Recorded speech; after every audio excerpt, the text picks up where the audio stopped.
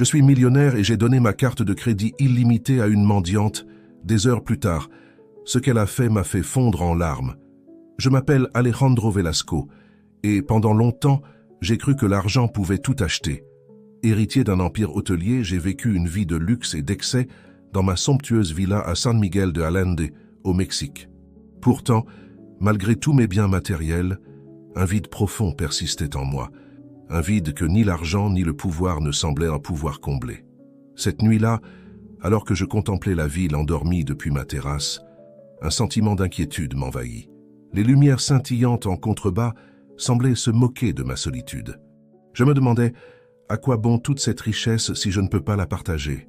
C'est alors que j'ai pris une décision qui allait changer le cours de ma vie. Sans réfléchir, j'ai quitté ma villa et je me suis aventuré dans les rues de la ville.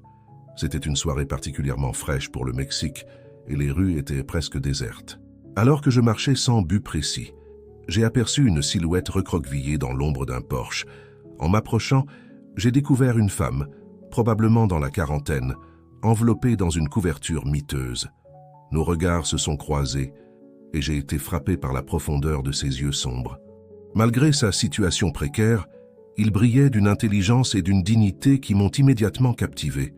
Sans vraiment comprendre pourquoi, je me suis arrêté devant elle. « Bonsoir, madame », ai-je dit doucement. « Puis-je vous aider d'une quelconque manière ?»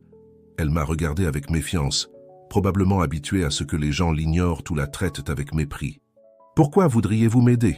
a-t-elle demandé d'une voix rauque. Sa question m'a pris au dépourvu. Pourquoi, en effet? Je ne le savais pas moi-même. Peut-être était-ce ce vide en moi qui cherchait désespérément à être comblé, ou peut-être était-ce simplement le destin qui m'avait conduit à elle cette nuit-là. Je ne sais pas, ai-je admis. Mais j'aimerais essayer. Soudain, une idée folle m'est venue à l'esprit. J'ai sorti ma carte de crédit Platinum de ma poche et la lui ai tendue. « Prenez-la », ai-je dit. « Elle n'a pas de limite. Utilisez-la comme bon vous semble pendant les prochaines 24 heures. » La femme a écarquillé les yeux, incrédule. « Est-ce une blague ?» a-t-elle demandé, sa voix tremblante d'émotion. « Non », ai-je répondu fermement. « C'est une opportunité. Faites-en ce que vous voulez. » Avec hésitation, elle a pris la carte. Nos doigts se sont effleurés et j'ai ressenti un frisson inexplicable. « Comment puis-je vous la rendre ?» a-t-elle demandé. J'ai griffonné l'adresse de mon bureau sur un morceau de papier. « Venez me voir demain soir. Je serais curieux de savoir ce que vous en aurez fait. » Alors que je tournais les talons pour partir, elle m'a appelé. « Attendez, comment vous appelez-vous »« Alejandro », ai-je répondu en me retournant. « Et vous ?»« Maria », a-t-elle dit avec un léger sourire. « Je m'appelle Maria. » Cette nuit-là, je suis rentré chez moi avec un sentiment étrange. Pour la première fois depuis longtemps, j'étais impatient de voir ce que le lendemain apporterait. Je me suis endormi en pensant à Maria et en me demandant ce qu'elle ferait de cette opportunité inattendue. Le lendemain matin, je me suis réveillé avec un mélange d'excitation et d'appréhension. J'ai passé la journée distrait, incapable de me concentrer sur mon travail. Mes pensées revenaient constamment à Maria. Qu'avait-elle fait de la carte? Avait-elle acheté des vêtements de luxe? Réservé une suite dans un hôtel 5 étoiles? Ou peut-être avait-elle simplement disparu avec la carte, ce que je ne pouvais pas vraiment lui reprocher, étant donné sa situation. L'après-midi s'est étiré interminablement. À plusieurs reprises, j'ai été tenté de vérifier les transactions sur la carte, mais je me suis retenu. Je voulais entendre l'histoire de sa propre bouche. Enfin, alors que le soleil commençait à se coucher, on frappa à la porte de mon bureau. Mon cœur s'est mis à battre plus vite alors que j'allais ouvrir. Maria se tenait là, vêtue des mêmes vêtements usés que la veille, mais avec une lueur différente dans les yeux. « Entrez, je vous en prie », ai-je dit en l'invitant à s'asseoir. Maria s'est assise, droite et digne, malgré ses vêtements râpés. Elle a sorti la carte de crédit de sa poche et me l'a tendue. « Merci », a-t-elle dit simplement. « Je ne sais pas pourquoi vous avez fait ça, mais vous m'avez donné l'opportunité de faire quelque chose que je pensais impossible. » Intrigué, je me suis penché en avant. « Que voulez-vous dire? Qu'avez-vous fait ?» Maria a pris une profonde inspiration avant de répondre. « J'ai acheté des fournitures pour le refuge, pour sans-abri du quartier, de la nourriture, des couvertures, des médicaments, des choses dont ils avaient désespérément besoin. J'étais stupéfait. De toutes les possibilités que j'avais imaginées, celle-ci ne m'avait même pas effleuré l'esprit. « C'est incroyable », ai-je balbutié. Mais vous n'avez rien gardé pour vous? Maria a secoué la tête. Si, une chose. J'ai fait un virement important sur un compte bancaire. Le compte de ma fille. Votre fille, ai-je répété surpris. Les yeux de Maria se sont remplis de larmes. Oui, ma fille. Celle que j'ai dû abandonner il y a des années. Je n'avais pas les moyens de l'élever, alors je l'ai confiée à l'adoption. Cet argent, c'est pour son avenir, pour qu'elle ait les chances que je n'ai jamais eues. J'étais sans voix. Cette femme, qui n'avait rien, avait choisi de donner tout ce qu'elle avait reçu. Sa générosité et son sacrifice m'ont profondément ému. Maria, ai-je dit doucement, vous êtes une personne extraordinaire. Votre fille peut être fière de vous. Elle a souri tristement. Je l'espère, même si elle ne saura probablement jamais qui je suis. À ce moment-là, j'ai su que je ne pouvais pas en rester là. Cette rencontre, cette femme, avait éveillé quelque chose en moi. Je voulais en savoir plus sur elle, comprendre son histoire. Maria, ai-je dit, j'aimerais vous aider davantage. Pas seulement avec de l'argent, mais peut-être pourrions-nous essayer de retrouver votre fille. Ses yeux se sont écarquillés de surprise et d'espoir. Vous feriez ça. Mais pourquoi? J'ai réfléchi un moment avant de répondre. Parce que vous m'avez montré ce que signifie vraiment la richesse, et je pense qu'il est temps pour moi d'utiliser la mienne pour faire quelque chose de bien. Maria a hoché la tête, les larmes aux yeux. D'accord, a-t-elle murmuré. Essayons. Alors que nous nous regardions, un lien indéfinissable semblait se former entre nous. Je ne le savais pas encore, mais ce moment allait marquer le début d'un voyage qui changerait nos vies à jamais. Les jours qui suivirent notre rencontre furent un tourbillon d'émotions et de découvertes. J'avais mobilisé toutes mes ressources pour retrouver la fille de Maria, mais je savais que ce ne serait pas une tâche facile. En attendant, j'avais insisté pour que Maria reste dans l'une de mes propriétés. Au début, elle avait refusé, mais j'avais fini par la convaincre en lui expliquant que cela faciliterait nos recherches. Un matin, alors que je prenais mon petit déjeuner dans la véranda, mon majordome, Carlos, s'approcha de moi avec une expression préoccupée. « Monsieur Velasco, dit-il, en rangeant quelques vieux papiers dans le bureau de votre défunte mère, j'ai trouvé quelque chose qui pourrait vous intéresser. » Intrigué, je pris l'enveloppe jaunie qu'il me tendait. À l'intérieur, je découvris une série de lettres et de documents datant d'il y a plus de 20 ans. En les parcourant, je sentis mon cœur s'accélérer. C'était impossible, et pourtant... « Carlos, dis-je d'une voix tremblante, pouvez-vous demander à Maria de me rejoindre ici, s'il vous plaît ?» Quelques minutes plus tard, Maria arriva, l'air inquiet. « Que se passe-t-il, Alejandro ?» demanda-t-elle. Je pris une profonde inspiration. « Maria, je crois que nous nous sommes déjà rencontrés, il y a longtemps. » Ses yeux s'écarquillèrent de surprise. « Quoi? Comment est-ce possible ?» Je lui tendis les lettres. Ces documents appartenaient à ma mère. Ils parlent d'une jeune femme qu'elle a rencontrée il y a 20 ans. Une femme qui était enceinte de moi. Maria prit les lettres d'une main tremblante et commença à les lire. Au fur et à mesure de sa lecture, son visage passa de la surprise à la confusion, puis à une profonde tristesse. « Je me souviens, » murmura-t-elle finalement. « J'étais si jeune, si naïve. Je travaillais comme femme de chambre dans l'un des hôtels de votre famille. Nous nous sommes rencontrés lors d'une de vos visites. C'était comme un conte de fées. Je me souvenais vaguement de cette période. J'étais jeune, insouciant, profitant de ma richesse et de mon statut. « Que s'est-il passé ?» demandai-je doucement. Maria essuya une larme qui coulait sur sa joue. « Votre mère a découvert notre relation. Elle m'a menacé. Elle a dit que si je ne disparaissais pas, elle détruirait ma famille. J'étais terrifié, alors j'ai fui. La colère et la culpabilité m'envahirent. Comment ma mère avait-elle pu faire une chose pareille? Maria, je suis tellement désolé. Si j'avais su, elle secoua la tête. Tu ne pouvais pas savoir. J'ai découvert que j'étais enceinte peu après mon départ, mais je n'avais aucun moyen de subvenir aux besoins d'un enfant, alors...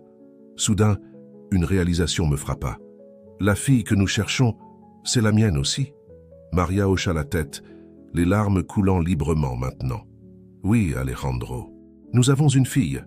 Le choc de cette révélation me laissa sans voix pendant un moment. J'avais une fille que je n'avais jamais connue, que Maria avait été forcée d'abandonner à cause des machinations de ma propre mère. Nous devons la retrouver, dis-je avec une détermination renouvelée. Pas seulement pour toi, Maria, mais pour nous deux, pour notre famille. Maria me regarda avec espoir. Tu veux vraiment ça? Même après toutes ces années, je pris ses mains dans les miennes, plus que tout au monde. Nous avons perdu tant d'années, Mais il n'est pas trop tard pour construire quelque chose ensemble. Nous passâmes les jours suivants à éplucher les documents, à contacter des agences d'adoption, à suivre chaque piste possible. C'était un travail épuisant et émotionnellement drainant, mais nous étions portés par l'espoir de retrouver notre fille. Un soir, alors que nous travaillions tard dans mon bureau, Maria s'effondra soudainement en sanglots. Je me précipitai à ses côtés, la prenant dans mes bras sans réfléchir. « Et si elle ne veut pas nous connaître ?» murmura-t-elle entre deux sanglots. « Et si elle nous déteste pour l'avoir abandonnée ?» Je caressai doucement ses cheveux, sentant mon cœur se serrer à l'idée.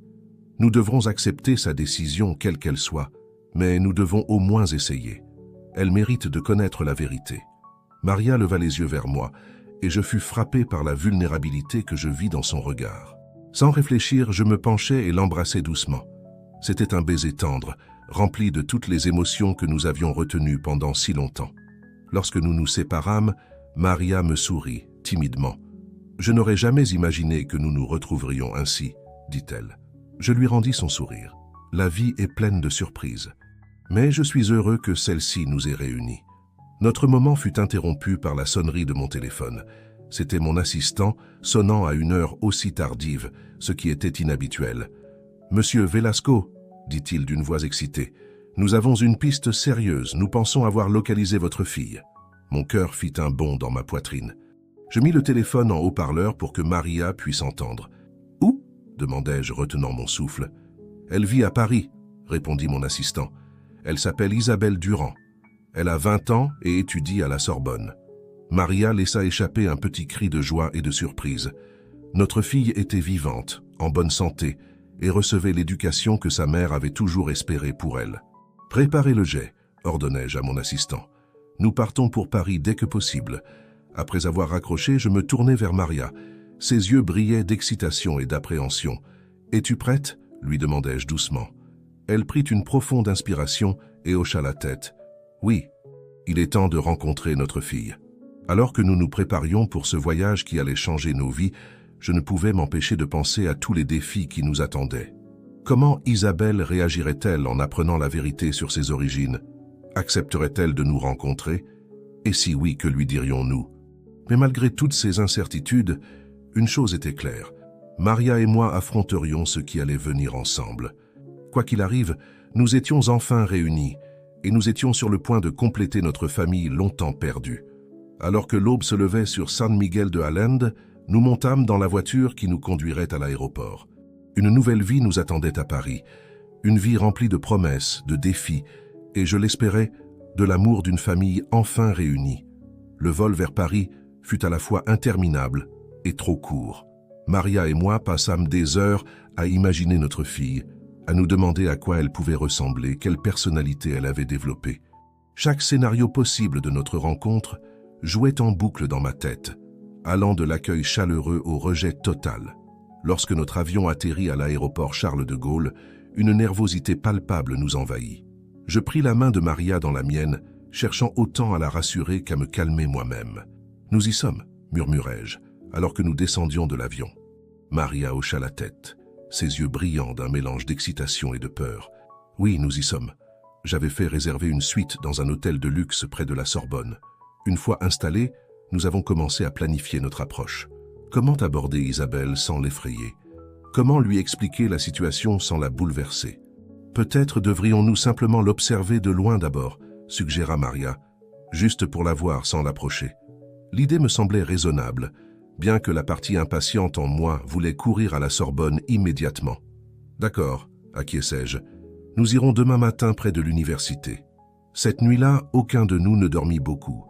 Au petit matin, nous nous sommes rendus près de la Sorbonne, nous installant à la terrasse d'un café avec une vue sur l'entrée principale. Les étudiants affluaient, et chaque jeune femme qui passait faisait battre mon cœur plus vite. Et puis, soudain, nous l'avons vue. Elle était là, montant les marches de l'université, ses longs cheveux bruns flottant dans la brise matinale. Elle ressemblait tellement à Maria que j'en eus le souffle coupé. Mais je pouvais aussi voir des traits de mon visage dans le sien. Maria agrippa mon bras, ses ongles s'enfonçant presque dans ma peau. « C'est elle », murmura-t-elle, sa voix tremblante d'émotion. Nous avons observé Isabelle disparaître dans le bâtiment, figée sur place par l'émotion. Ce n'est que lorsqu'elle fut hors de vue que nous avons enfin relâché notre souffle. « Elle est magnifique, dit Maria, les larmes aux yeux.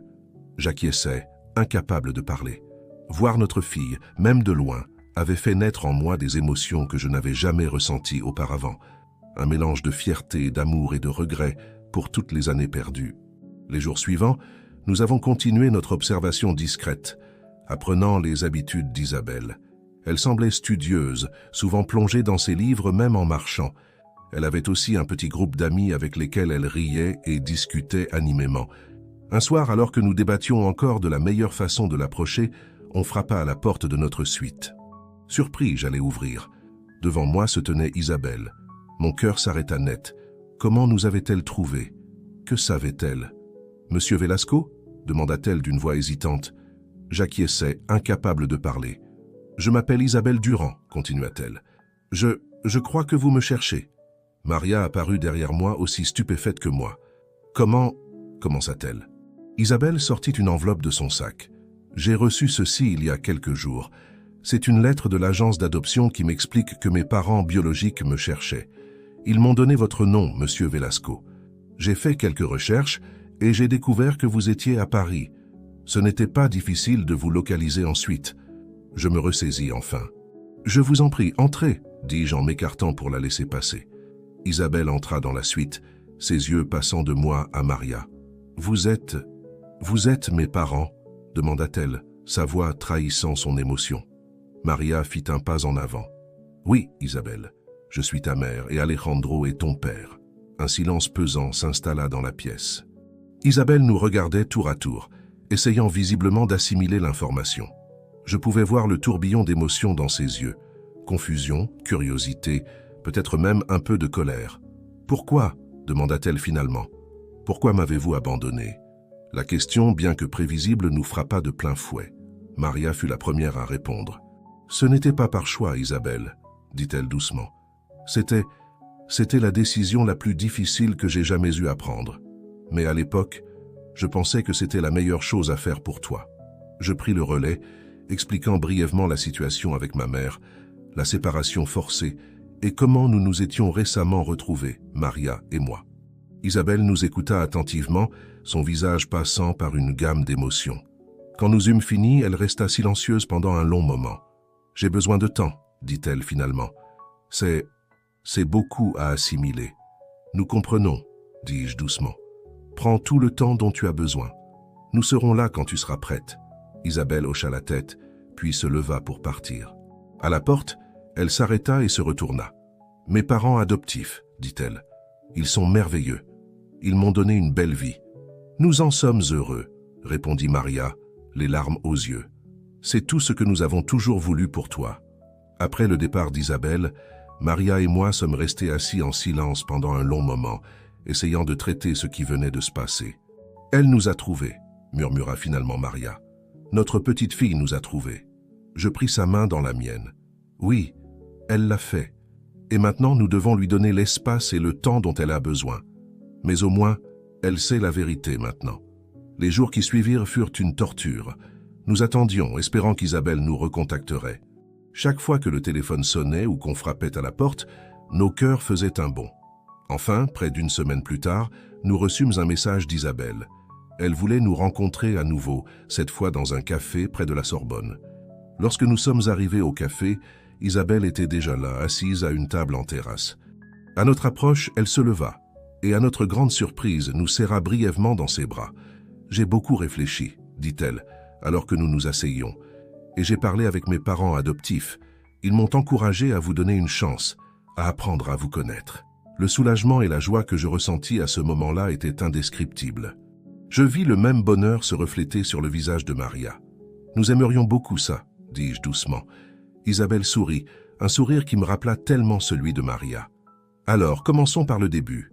Racontez-moi votre histoire, votre vraie histoire. » Et ainsi, sous le soleil parisien, nous avons commencé à tisser les fils de notre nouvelle relation, à construire des ponts par-dessus les années perdues.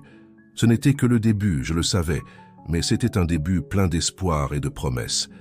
Alors que nous parlions, je ne pouvais m'empêcher de penser à quel point la vie pouvait être étrange et merveilleuse. Il y a quelques semaines à peine, j'étais un homme seul et vide. Maintenant, j'étais assise ici avec la femme que j'aimais et la fille que je n'avais jamais connue, commençant un nouveau chapitre de nos vies. L'avenir était incertain, mais pour la première fois depuis longtemps, j'étais impatient de voir ce qu'il nous réservait. Les semaines qui suivirent notre rencontre avec Isabelle furent comme un rêve. Nous passions nos journées à explorer Paris ensemble, à rattraper le temps perdu, à apprendre à nous connaître. Isabelle était brillante, curieuse et pleine de vie. Elle avait hérité de l'intelligence de Maria et de mon sens des affaires, une combinaison qui la rendait fascinante à observer. Un après-midi, alors que nous nous promenions le long de la Seine, Isabelle s'arrêta brusquement. « J'aimerais que vous rencontriez mes parents adoptifs, » dit-elle. « Ils sont en ville pour quelques jours et je pense que ce serait bien que vous vous rencontriez. » Maria et moi échangeâmes un regard nerveux. C'était une étape importante, une que nous n'étions pas sûrs d'être prêts à franchir. Mais pour Isabelle, nous étions prêts à tout. « Bien sûr, dis-je, nous serions honorés de les rencontrer. » Le lendemain soir, nous nous sommes retrouvés dans un restaurant chic du Marais. Jean et Sophie Durand étaient un couple charmant, visiblement aimant et protecteur envers Isabelle. La tension initiale se dissipa rapidement, alors que nous partagions des histoires sur Isabelle et exprimions notre gratitude pour avoir pris soin d'elle. « Nous avons toujours su que ce jour viendrait, » dit Sophie en souriant doucement. « Nous sommes heureux qu'Isabelle ait enfin la chance de vous connaître. » La soirée se déroula mieux que nous n'aurions pu l'espérer. En partant, Jean me prit à part. « Alejandro, » dit-il sérieusement, « je peux voir que vous aimez Isabelle, mais n'oubliez jamais que l'amour ne suffit pas toujours. Elle aura besoin de temps, de patience et de compréhension. » J'acquiesçai, reconnaissant de ses conseils. « Je ferai de mon mieux, promis-je. » Mais alors que tout semblait aller pour le mieux, le passé revint nous hanter de manière inattendue. Un matin, alors que nous prenions le petit déjeuner dans notre suite, on frappa à la porte. C'était Carlos, mon majordome, l'air grave. « Monsieur Velasco, dit-il, je suis désolé de vous déranger, mais il y a eu un développement inattendu à San Miguel de Allende. »« Que se passe-t-il, Carlos ?» demandai-je, soudain inquiet. « C'est votre mère, monsieur. Elle est sortie de sa retraite. Elle demande à vous voir immédiatement. » Je sentis mon sang se glacer. Ma mère, celle qui avait séparé Maria et moi il y a toutes ces années, qui nous avait privés de notre fille. Que pouvait-elle bien vouloir maintenant?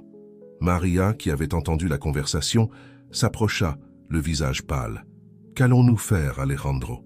Je pris une profonde inspiration. Nous devons y retourner. Affronter le passé une bonne fois pour toutes.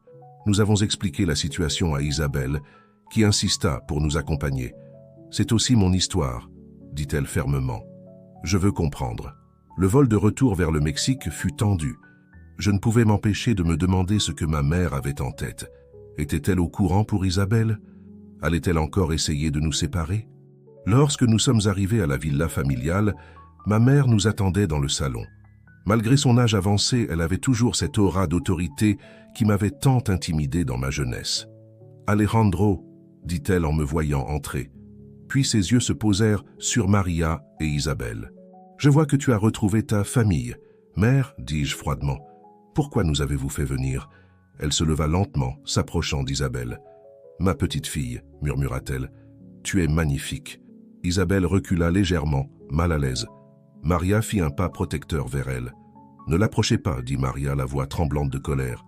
Vous n'avez aucun droit sur elle après ce que vous avez fait. » Ma mère soupira profondément. « Vous avez raison, je n'ai aucun droit.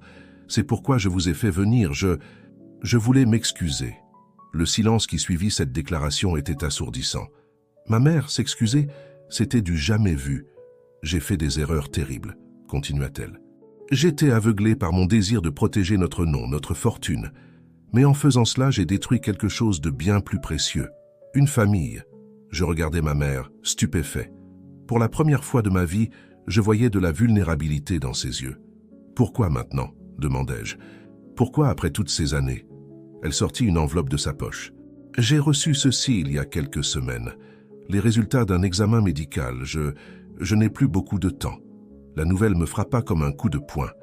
Malgré tout ce qu'elle avait fait, c'était toujours ma mère. « Je ne demande pas votre pardon, » dit-elle en regardant Maria et Isabelle. « Je sais que je ne le mérite pas. Mais je voulais que vous sachiez la vérité avant que je ne parte. » Isabelle, qui était restée silencieuse jusque-là, s'avança. « Quelle vérité ?» demanda-t-elle. Ma mère prit une profonde inspiration. « La vérité sur ta naissance, ma chère.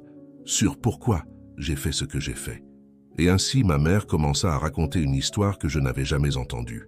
Une histoire de secrets familiaux, de scandales étouffés et de décisions prises par peur plutôt que par amour. Au fur et à mesure qu'elle parlait, je sentais le monde que je connaissais s'effondrer autour de moi.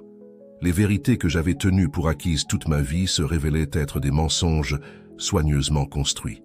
Maria écoutait, les larmes coulant silencieusement sur ses joues. Isabelle, quant à elle, semblait osciller entre la colère et la compassion. Quand ma mère eut fini de parler, un silence pesant s'abattit sur la pièce. Nous étions tous sous le choc, essayant de digérer ces nouvelles informations. Finalement, ce fut Isabelle qui brisa le silence.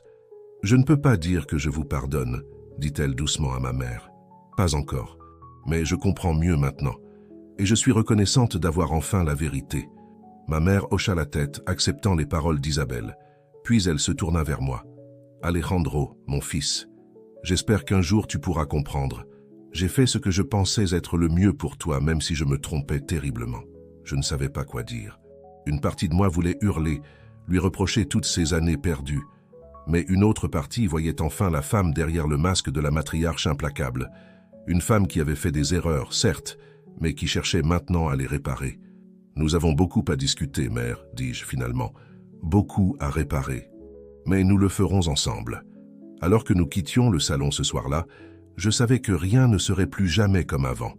Les révélations de ma mère avaient ouvert de vieilles blessures, mais elles avaient aussi créé une opportunité de guérison. Maria prit ma main alors que nous marchions vers nos chambres. « Que faisons-nous maintenant » demanda-t-elle doucement. Je regardais Isabelle qui marchait devant nous, perdue dans ses pensées. Puis je me tournai vers Maria, la femme que j'avais aimée et perdue, puis retrouvée contre toute attente. « Nous continuons, » dis-je, « ensemble, en tant que famille. » Cette nuit-là, allongé dans mon lit, je réfléchis à tout ce qui s'était passé. Le chemin vers la guérison serait long et difficile, mais pour la première fois, je sentais que nous avions une chance réelle de construire quelque chose de beau à partir des ruines de notre passé. Demain serait un nouveau jour, un nouveau chapitre dans notre histoire, et cette fois nous l'écririons ensemble, sans secret ni mensonge. Les jours qui suivirent les révélations de ma mère furent remplis de discussions intenses et d'émotions à fleur de peau. Nous avions tous besoin de temps pour digérer ce que nous avions appris et pour décider de la façon dont nous allions avancer. Isabelle, en particulier, semblait lutter pour trouver sa place dans cette nouvelle réalité. Un matin, je la trouvais assise seule sur la terrasse, regardant le soleil se lever sur San Miguel de Allende. « Tu es matinale », dis-je doucement, en m'asseyant à côté d'elle. Elle sourit faiblement. « Je n'ai pas vraiment dormi. Il y a tellement de choses qui tournent dans ma tête. » Je hochai la tête, comprenant parfaitement ce qu'elle ressentait. « Tu veux en parler ?» Isabelle resta silencieuse pendant un moment, puis se tourna vers moi. « Comment fais-tu pour gérer tout ça? Ta mère, ton passé, Maria, moi ?» Sa question me prit au dépourvu.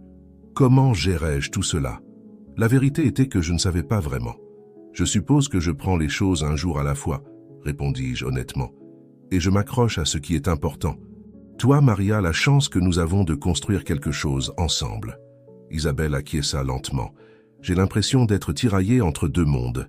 Mes parents adoptifs, ma vie à Paris, et vous deux, ce nouveau lien que nous essayons de créer. Je posai doucement ma main sur la sienne. Tu n'as pas à choisir, Isabelle. Nous voulons faire partie de ta vie, pas la remplacer. Tes parents adoptifs seront toujours ta famille. Ses yeux se remplirent de larmes. Merci, murmura-t-elle. J'avais besoin d'entendre ça. Alors que nous restions assis en silence, regardant le soleil monter dans le ciel, Maria nous rejoignit. Elle s'assit de l'autre côté d'Isabelle, formant un cocon protecteur autour de notre fille. « J'ai une idée, » dit Maria après un moment. « Pourquoi ne pas utiliser cette situation pour faire quelque chose de bien? Nous avons tous vécu des expériences difficiles. Peut-être pouvons-nous les transformer en quelque chose de positif. » Isabelle se redressa, intriguée. « Que veux-tu dire ?» Maria sourit. « Je pensais à créer une fondation. Une organisation qui aiderait les femmes dans des situations difficiles, comme celle dans laquelle je me trouvais il y a toutes ces années. Nous pourrions offrir un soutien, des ressources, peut-être même des bourses d'études. » L'idée me frappa comme un éclair. C'était parfait. Une façon de donner un sens à notre histoire, de transformer notre douleur en quelque chose de beau. C'est une idée merveilleuse, dis-je, sentant l'excitation monter en moi. Nous pourrions utiliser une partie de la fortune familiale pour la financer. Isabelle hocha vigoureusement la tête. J'adorerais participer à ça. Peut-être que je pourrais même utiliser mes études en droit pour aider. Pour la première fois depuis des jours, je sentis un véritable espoir grandir en moi. Nous avions enfin trouvé un moyen d'aller de l'avant, ensemble. Les semaines suivantes furent un tourbillon d'activités. Entre la planification de la fondation, les discussions avec des avocats et des conseillers, et les moments passés à simplement apprendre à nous connaître en tant que famille, le temps semblait s'envoler. Ma mère, malgré sa santé déclinante, insista pour participer. Elle offrit non seulement une partie importante de sa fortune personnelle à la fondation, mais aussi ses contacts et son influence pour nous aider à démarrer. « C'est la moindre des choses que je puisse faire », dit-elle un jour, alors que nous discutions des détails. « Je ne peux pas effacer le passé, mais je peux au moins essayer de créer un meilleur avenir. » Voir ma mère travailler aux côtés de Maria et Isabelle était surréaliste. Il y avait encore des moments de tension, des regards méfiants, mais je pouvais voir les murs commencer à s'effriter lentement. Un soir, alors que nous célébrions les progrès de la fondation autour d'un dîner, Isabelle leva son verre. « Je voudrais porter un toast, » dit-elle, nous surprenant tous, « à la famille. Pas seulement celle dans laquelle on est, mais celle qu'on choisit, celle qu'on construit. » Nous avons tous levé nos verres, émus par ces paroles. C'était un moment de pure connexion, un moment où je sentais que nous étions vraiment en train de guérir. Mais bien sûr, la vie n'est jamais simple. Alors que nous travaillions sur la fondation, d'autres défis se présentèrent. Mon empire hôtelier nécessitait toujours mon attention, et je me retrouvais à jongler entre mes responsabilités professionnelles et mes nouvelles priorités familiales.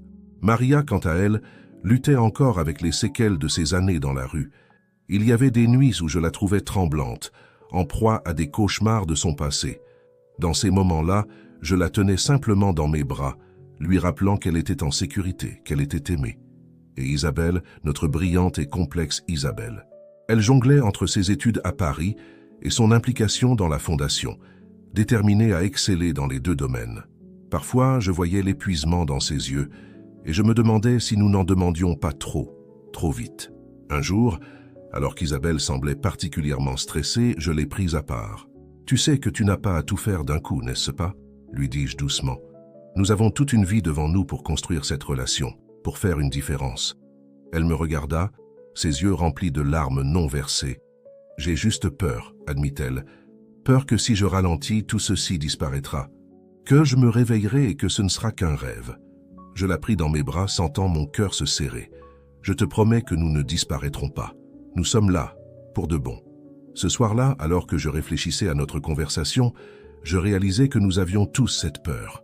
La peur de perdre ce que nous venions de trouver, la peur que le bonheur nous soit à nouveau arraché. Mais c'était cette peur même qui nous poussait à nous rapprocher, à travailler dur pour construire quelque chose de durable. Nous n'étions peut-être pas une famille conventionnelle, mais nous étions une famille quand même.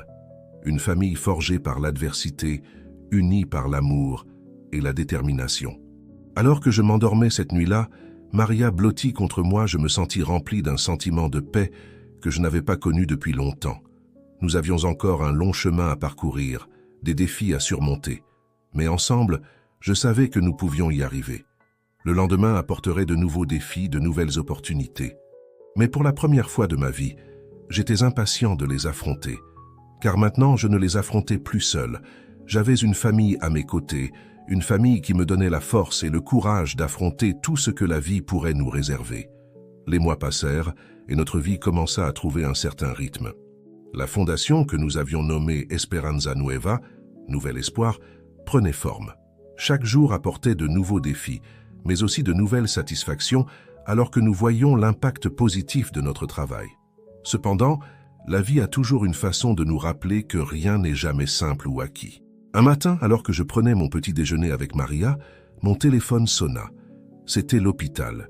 Ma mère avait fait un malaise et avait été admise d'urgence. « Je dois y aller », dis-je à Maria, le cœur serré. Elle prit ma main. Nous y allons ensemble. À l'hôpital, nous avons trouvé ma mère, pâle et fragile dans son lit. Malgré son état, elle esquissa un faible sourire en nous voyant. « Alejandro, Maria », murmura-t-elle, « je suis désolé de vous inquiéter. » Je m'assis à côté d'elle, prenant sa main dans la mienne. « Ne t'excuse pas, mère. Nous sommes là pour toi. » Les jours suivants furent une montagne russe émotionnelle.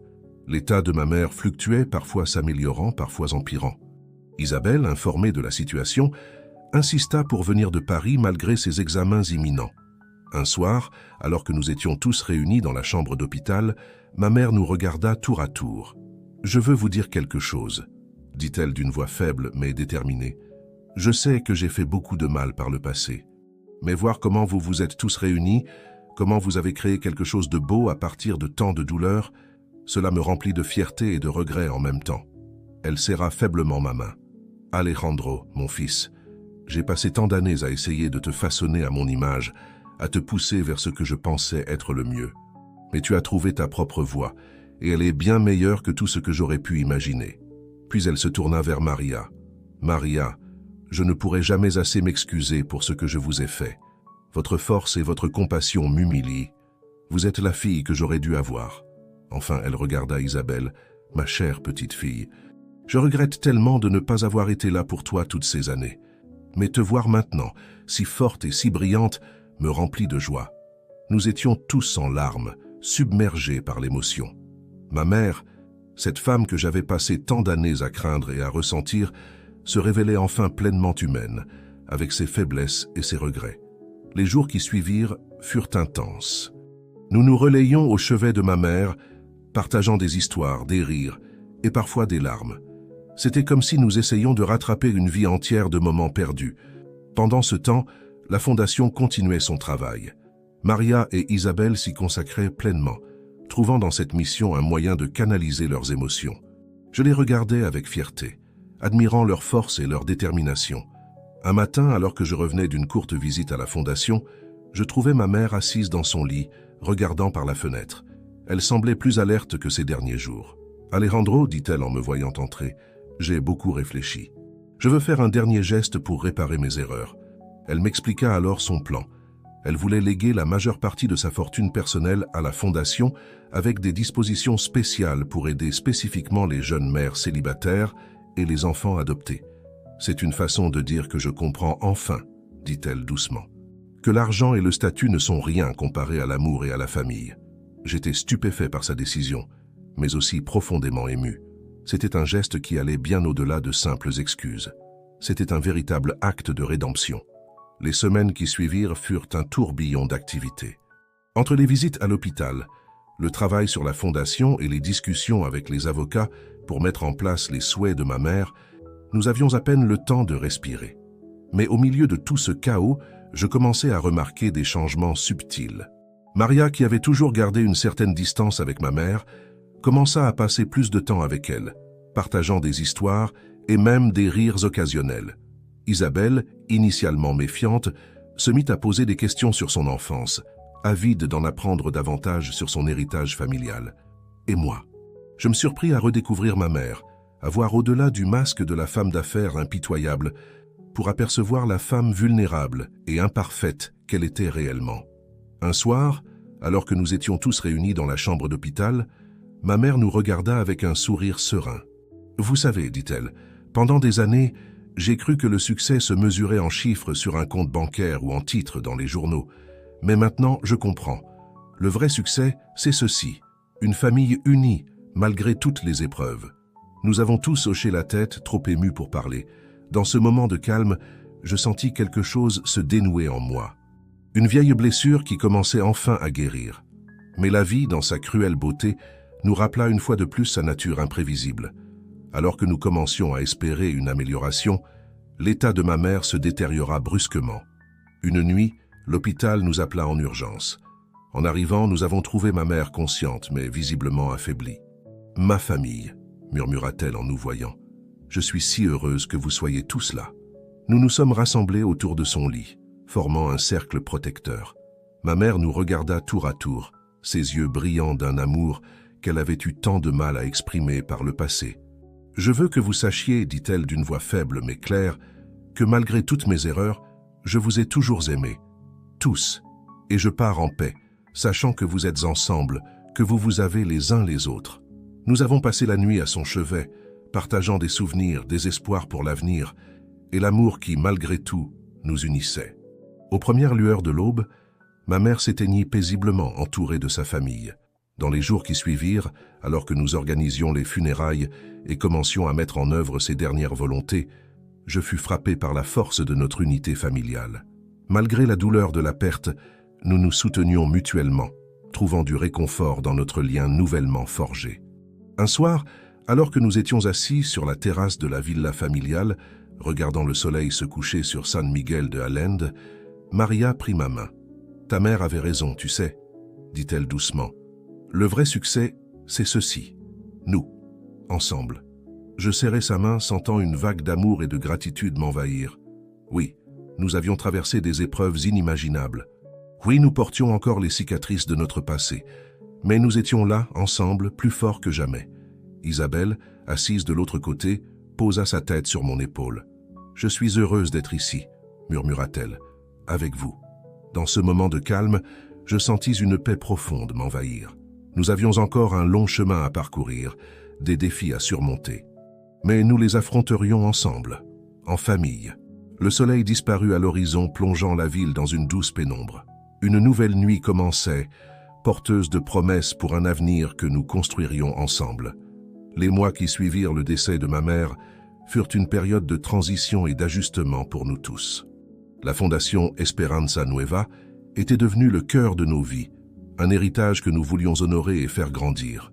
Un matin, alors que je prenais mon café sur la terrasse, Maria vint me rejoindre, une expression préoccupée sur le visage. « Alejandro, dit-elle doucement, j'ai reçu un appel de ma sœur hier soir. » Je la regardais surpris.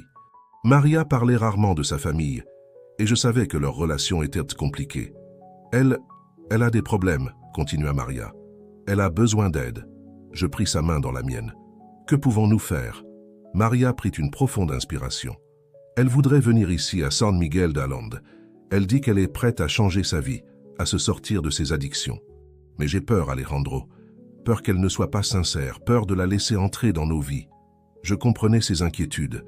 La sœur de Maria avait été une source de douleur et de déception par le passé. Mais n'était-ce pas exactement pour cela que nous avions créé la Fondation? Pour donner une seconde chance à ceux qui en avaient besoin? Nous devrions lui donner une chance, dis-je doucement. Nous pouvons l'aider à travers la Fondation, lui offrir le soutien dont elle a besoin. Maria me regarda, les yeux brillants de larmes. « Tu es sûre? Et si elle perturbe tout ce que nous avons construit ?» Je la pris dans mes bras. « Nous sommes plus forts maintenant, Maria. Ensemble, nous pouvons faire face à tout. » Quelques jours plus tard, la sœur de Maria, Elena, arriva à San Miguel de Allende. Elle était l'ombre de la femme que Maria m'avait décrite dans ses souvenirs. Maigre, nerveuse, les yeux hantés par des années de lutte contre ses démons. Isabelle, qui était revenue de Paris pour les vacances, fut initialement méfiante envers cette nouvelle venue. Mais rapidement, son cœur généreux prit le dessus, et elle se mit à inclure Elena dans les activités quotidiennes de la Fondation. Les semaines passèrent, et nous vîmes Elena commencer à s'épanouir. Avec l'aide des programmes de la Fondation et le soutien de notre famille, elle reprenait lentement mais sûrement le contrôle de sa vie. Un soir, alors que nous dînions tous ensemble sur la terrasse, Elena prit la parole. « Je voulais vous remercier, dit-elle, la voix tremblante d'émotion, pour m'avoir donné cette chance, pour avoir cru en moi quand je ne croyais plus en moi-même. » Maria serra la main de sa sœur. « C'est ce que fait une famille, » dit-elle simplement. Ce moment de connexion fut interrompu par l'arrivée précipitée de Carlos, mon fidèle majordome. « Monsieur Velasco, » dit-il essoufflé, « il y a quelque chose que vous devez voir. » Il nous tendit un vieux journal intime, ses pages jaunies par le temps.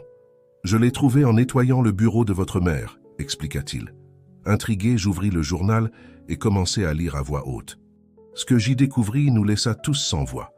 Le journal révélait un secret de famille longtemps enfoui. Il s'avérait que ma mère et la mère de Maria étaient en fait des demi-sœurs, nées de liaisons secrètes de mon grand-père. Cette révélation expliquait l'acharnement de ma mère à séparer Maria et moi toutes ces années auparavant. Elle craignait que nous ne découvrions la vérité sur nos origines. Le silence qui suivit cette lecture était assourdissant.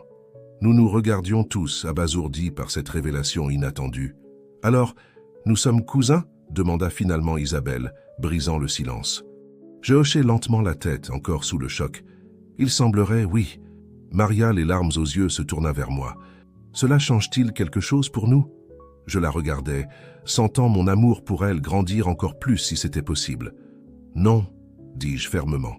Cela ne change rien à ce que nous ressentons, à la famille que nous avons construite. » Elena, qui avait écouté tout cela en silence, prit la parole. « Peut-être que c'est pour ça que j'ai toujours senti un lien spécial avec cette famille, même avant de vous connaître vraiment. » Isabelle se leva soudainement. « Vous ne voyez pas, c'est incroyable.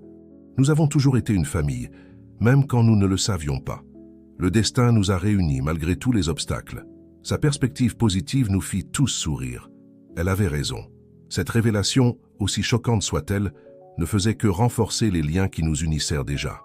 Dans les jours qui suivirent, nous passâmes beaucoup de temps à discuter de cette découverte, à explorer ce qu'elle signifiait pour nous. Mais au final, nous réalisâmes que cela ne changeait pas grand-chose à notre dynamique familiale. Nous étions déjà une famille, liée par l'amour et les épreuves partagées. Cette nouvelle connexion ne faisait que renforcer ce lien. Un matin, alors que nous prenions le petit déjeuner tous ensemble, Isabelle nous fit une annonce surprenante. « J'ai décidé de prendre une année sabbatique, dit-elle. Je veux me consacrer entièrement à la fondation, apprendre à mieux connaître notre histoire familiale. » Nous fûmes tous surpris, mais aussi fiers de sa décision. C'était un choix courageux, qui montrait à quel point elle s'était investie dans notre famille et dans notre mission. Elena, inspirée par la décision d'Isabelle, annonça qu'elle voulait aussi s'impliquer davantage dans la fondation. « Je veux utiliser mon expérience pour aider d'autres personnes qui luttent contre leurs addictions, » dit-elle avec détermination. Voir ces deux femmes, qui avaient traversé tant d'épreuves, se consacrer à aider les autres, me remplit d'une fierté immense. Ce soir-là, alors que nous étions tous assis sur la terrasse, regardant le soleil se coucher sur San Miguel de Allende, je ne pus m'empêcher de réfléchir à notre incroyable voyage. Nous avions commencé comme des étrangers, séparés par les mensonges et les secrets. Maintenant, nous étions une famille unie, liée non seulement par le sang, mais par l'amour, la compréhension et un désir commun de faire le bien. Maria, assise à côté de moi, semblait lire dans mes pensées. « Qui aurait cru que nous en arriverions là ?» dit-elle doucement. Je serrai sa main. « La vie est pleine de surprises, » répondis-je. « Mais je ne voudrais pas que ce soit autrement. » Alors que la nuit tombait sur San Miguel de Allende, je regardais ma famille réunie. Maria, mon amour retrouvé. Isabelle, notre fille courageuse et compatissante.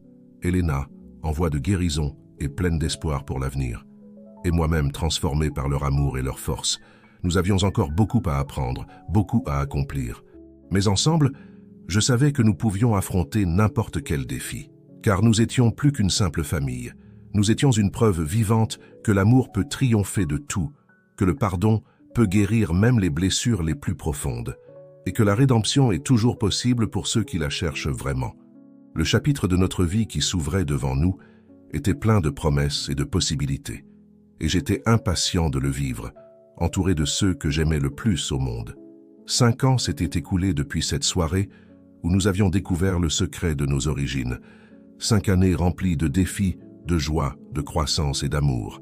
La fondation Esperanza Nueva était devenue une force majeure dans la région, aidant des centaines de femmes et d'enfants à trouver une nouvelle vie.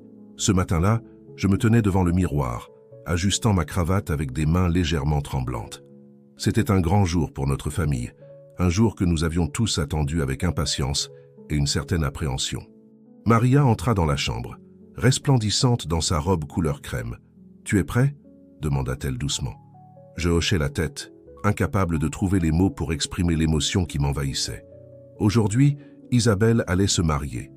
Nous descendîmes dans le jardin de la villa, transformé en un lieu de conte de fées pour l'occasion. Des fleurs blanches et roses ornaient chaque surface, leur parfum embaumant l'air du matin. Elena, radieuse et en bonne santé après des années de thérapie et de travail acharné, nous accueillit avec un large sourire. « Isabelle est presque prête, dit-elle. Elle est magnifique. » Les invités commencèrent à arriver. Les invités. Jean et Sophie Durand, les parents adoptifs d'Isabelle, nous saluèrent chaleureusement. Au fil des années, nous avions développé une relation étroite avec eux, reconnaissant pour l'amour et les soins qu'ils avaient prodigués à notre fille.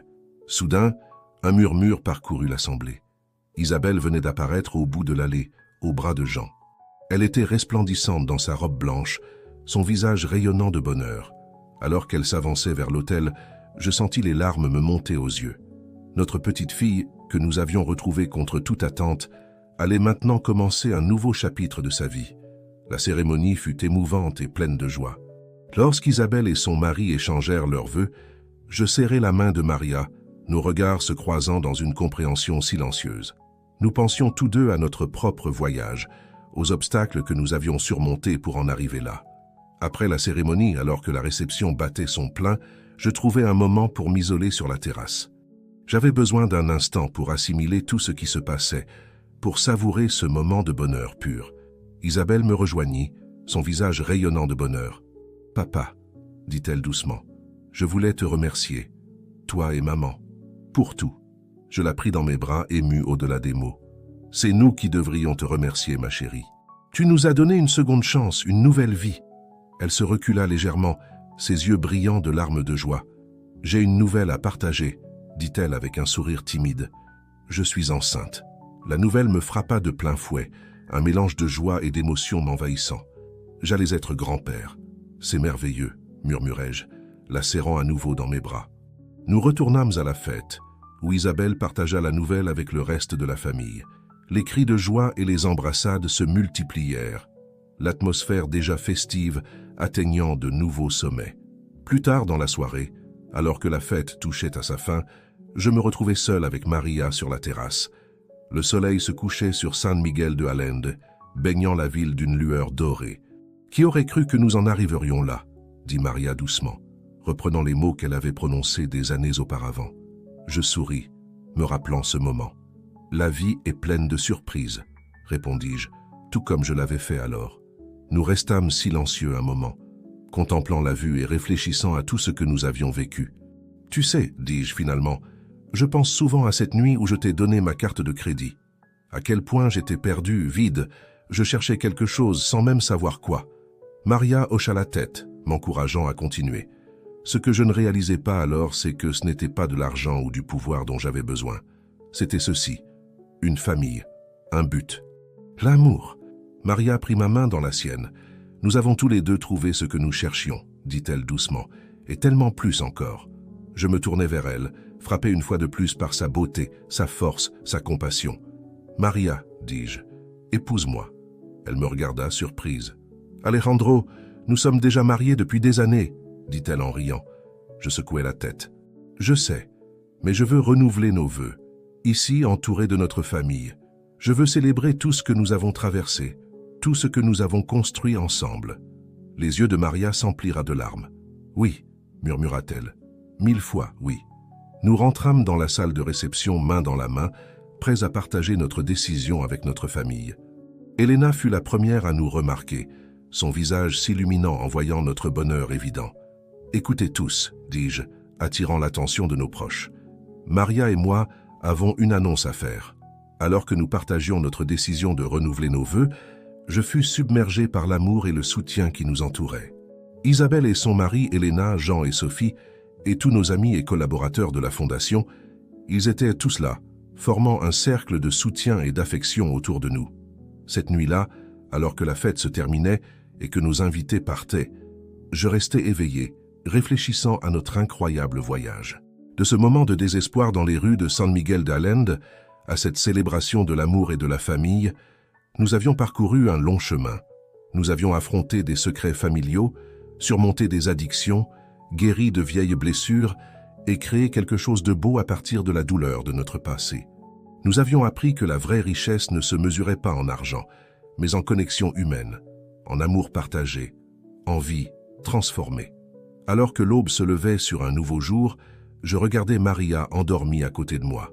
Dans quelques heures, nous nous lèverions pour commencer les préparatifs de notre cérémonie de renouvellement des vœux. Isabelle et son mari partiraient pour leur lune de miel, portant avec eux la promesse d'une nouvelle génération. Elena continuerait son travail inspirant à la Fondation, aidant d'autres personnes à trouver leur chemin vers la guérison. Et moi, j'étais exactement là où je devais être, entouré de ma famille, rempli d'un amour que je n'aurais jamais cru possible, prêt à affronter tout ce que l'avenir pourrait nous réserver. Car si notre histoire m'avait appris une chose, c'était que l'amour vrai, profond et inconditionnel, pouvait surmonter tous les obstacles. Il pouvait guérir les blessures les plus profondes, combler les fossés les plus larges et créer des miracles là où on s'y attendait le moins. Alors que le soleil se levait sur San Miguel de Allende, illuminant notre chambre d'une douce lueur dorée, je sus, avec une certitude absolue que quoi que l'avenir nous réserve, nous l'affronterions ensemble. Car nous étions plus qu'une simple famille. Nous étions un témoignage vivant du pouvoir de l'amour, du pardon et de la rédemption. Et c'était là le plus bel héritage que nous pouvions laisser au monde.